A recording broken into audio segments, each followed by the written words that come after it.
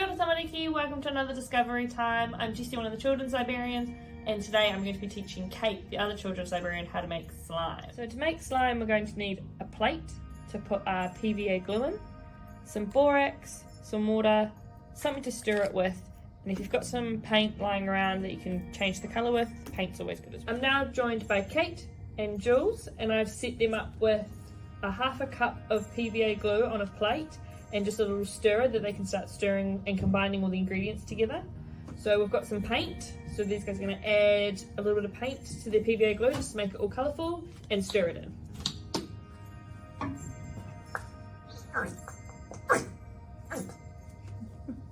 Funny noises.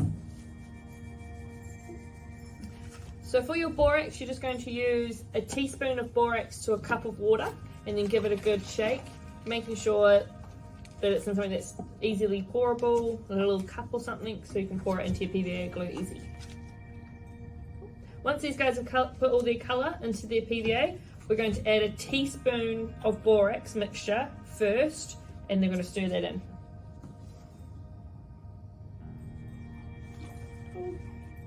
So stir right where you put the borax in. Oh, and it will start to stick together and start forming slime. Once your slime starts to get to a more formed consistency, we're going to add our third little tablespoon of borax to our plate and mix that all in. Now your slime will start sticking together as a ball on your stick. At this point, we're then going to mix it with our hands. This is where it gets really messy. Slimy.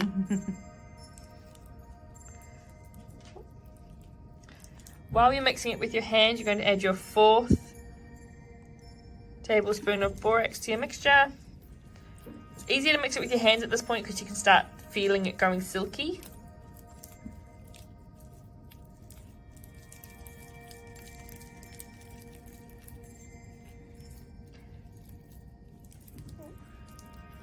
And again, our fifth tablespoon.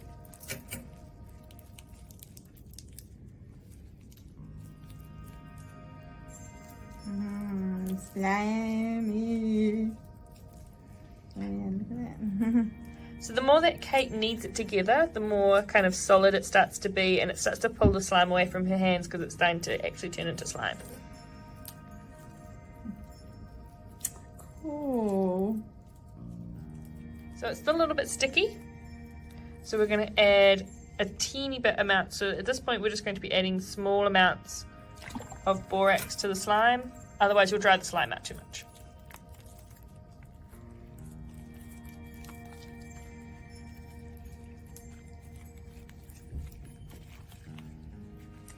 Oh yeah.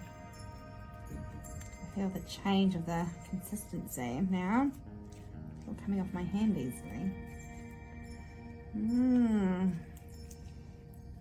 Cool.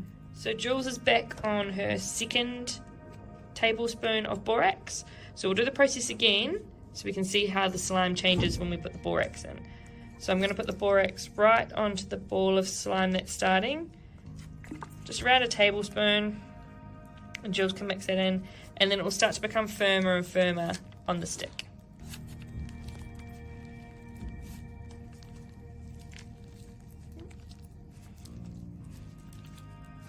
So make sure it's nice and firm before you pull it away from the plate and put it into your hands. So Jules can now mix it with her hands.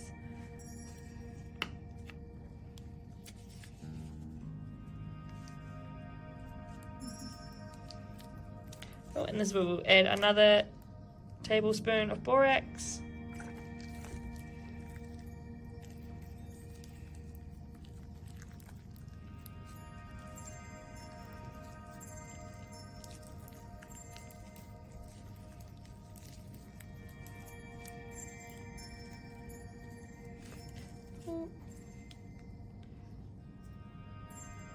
Another little tablespoon so it starts to go nice and silky.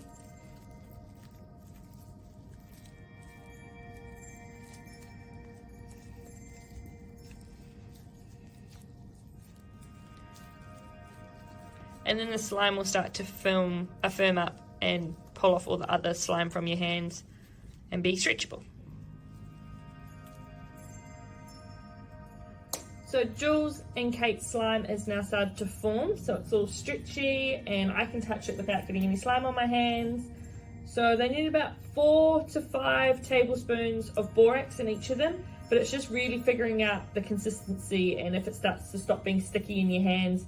If you're still playing with your slime and it's still got lots of stringy, slimy kind of stuff coming off of it and it's not staying together, then add a little bit more borax. If you want it to be really slimy and really runny in your hands, don't add any borax.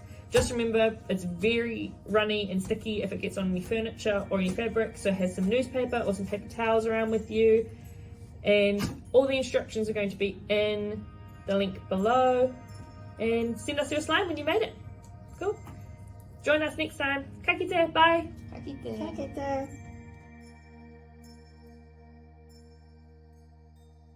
Oh, we can have slime turn up in the mail. Yeah.